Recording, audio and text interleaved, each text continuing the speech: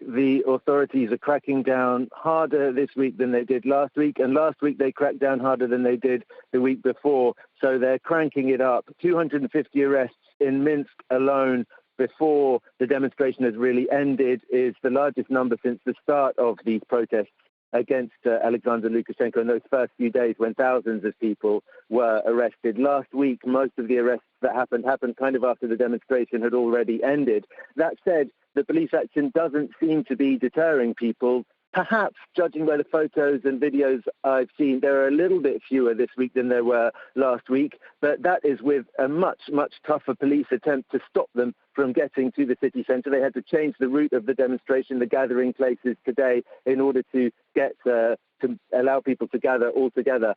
The obvious analysis of this that springs to mind is that Alexander Lukashenko is going to Russia tomorrow to Sochi to meet with Vladimir Putin, and he absolutely needs the support of Russia in order to stay in power. And he needs to convince Vladimir Putin that he's capable of getting these protests under control and staying on in power, and that if Vladimir Putin demands from him concessions such as progress on the so-called union state between Belarus and Russia, that he's really actually going to be able to stay in power and push those reforms through, and that it's not going to just lead to even more protests against him, protests that could take on an anti-Russian character if they're associated with reforms that Alexander Lukashenko tries to push through with, conforming to what Vladimir Putin wants him to do. Right, and clearly Lukashenko is counting on Putin's support with that meeting, as you mentioned, in Moscow tomorrow. We're also hearing that Putin's already committed to sending Russian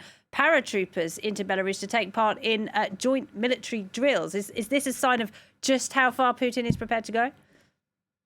Well, I think that Putin is prepared to go quite a long way in terms of rhetorical support for Alexander Lukashenko, and sending paratroopers to take part in drills is one thing. Whether or not he's really prepared to actually send forces to help Lukashenko put down the protests, although he has said that he would do that, it remains to be seen whether he really would do that in practice.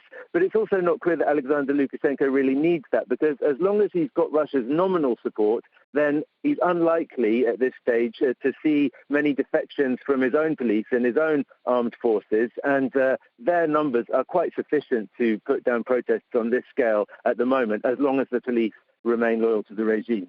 Gulliver, thank you very much. Gulliver Craig.